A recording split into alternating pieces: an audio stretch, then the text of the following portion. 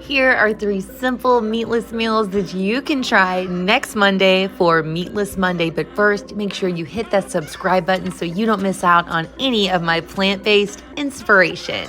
Today for breakfast, we're going to have a beautiful chocolate oatmeal with tons of fresh fruits and even some veggies. Of course, you can put any fruits in that you want. I just use a little bit of rolled oats, some coconut sugar, some cocoa powder, some hemp seeds for healthy fats, and I sprinkle some cinnamon on top. It's very simple.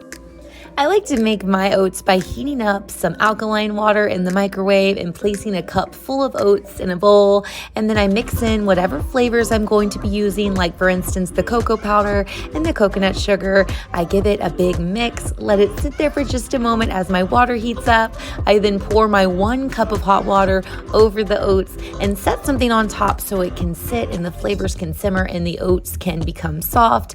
Normally a good 5 to 10 minutes is all that it takes.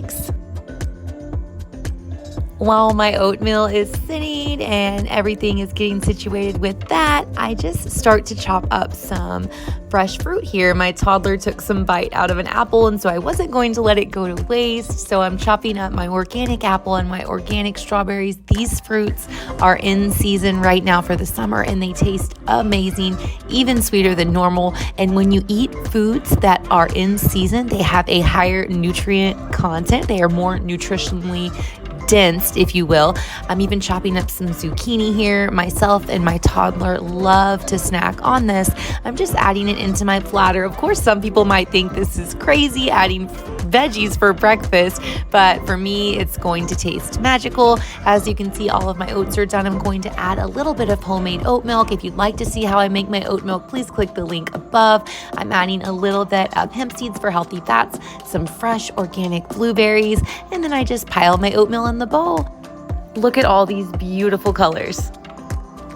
For lunch, we're going to be having a beautiful potato meal with tons of veggies and fruits. I've got some in-season squash here, some potatoes, all the different colors. They're so good. I've even got some grapes. Oh my gosh, I cannot stop eating them right now.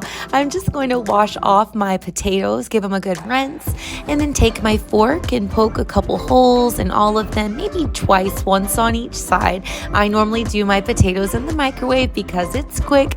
I put them in for 5 minutes, and then after the 5 minutes is complete, I do my best to flip them over and let them cook for another 5 minutes on the other side. You can do these in the oven, but this way works best for me because it doesn't take as long, and I am a busy vegan mom.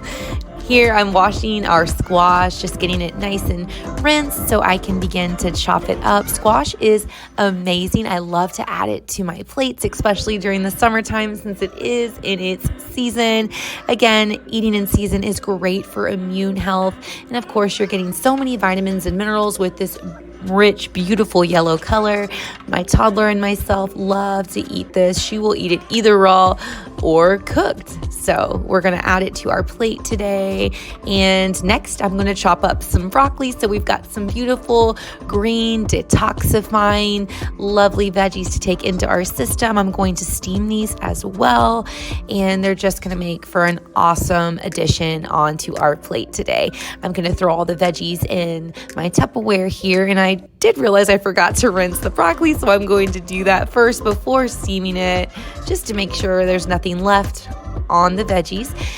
Throwing it all in the steamer here, and I'm going to work on my sauce next. I will link the recipe to the sauce that I love to make. It will have beans and flaxseed, so you've got a complete protein as well as a fat in this sauce alone. It tastes so good. It's my homemade vegan cheese sauce that I make in a blender. Again, I will link that recipe below.